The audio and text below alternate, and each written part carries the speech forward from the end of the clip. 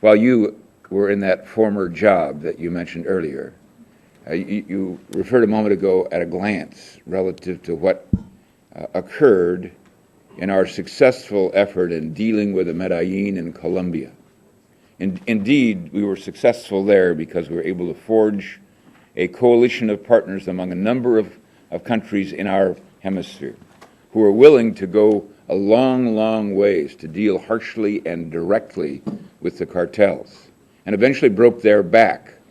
And Colombia has a chance then of being back as a real world country in our hemisphere. Then you kind of, as an aside, referred to Mexico in connection with that. I know that we're making some efforts to develop similar coalitions. There's absolutely no question we're not going to deal with the breaking the back of these cartels and this drug scourge without that kind of effort going forward successfully. Can you help the committee understand what is taking place, what progress we've made in real terms? I will.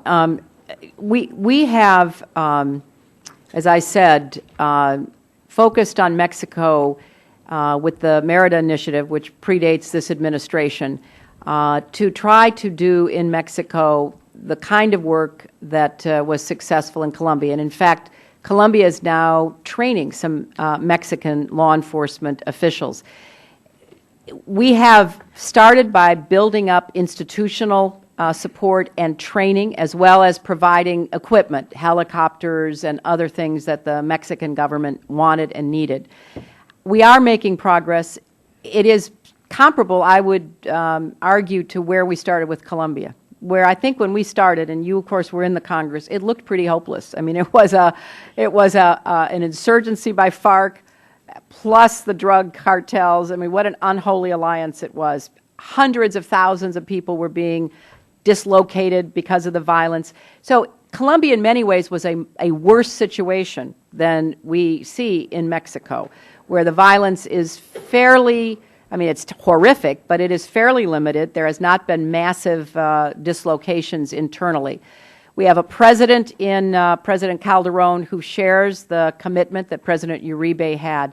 But it's going to take time, Congressman. This is not easily done. And then the other problem we have, which we are now addressing, is these Central American countries. Several of them are very weak, very dominated by the drug cartels, so that the southern border of Mexico is an area that we have to help the Mexicans try to fortify, because a lot of the drugs are coming north, a lot of the guns, a lot of the other problems. So we're looking at how we strengthen Central America at the same time that we strengthen Mexico, and we're making progress. We have a long way to go.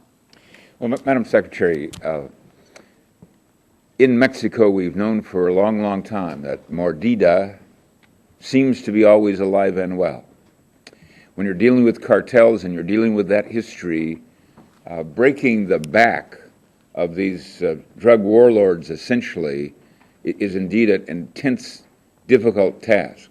I believe that both our defense people, but also the Department of State, needs to have our members, both houses, better know the harsh steps we took to be successful in Colombia, and the harsh steps, very harsh steps, that may be necessary to identify and deal directly with these cartel leaders. That's an excellent idea, and if I could take you up on your invitation, we would like to put together a kind of a whole-of-government briefing for members who are interested here in the House, and then, of course, we would do it in the Senate, because I want everybody to know what we're doing, what we're up against. As you probably heard, the Attorney General announced arrests in the murder of our consulate employees yesterday. So we're making progress. We're bringing down some of the high-value cartel leaders, but I'd like you to know more, and we'd like your help and advice about it.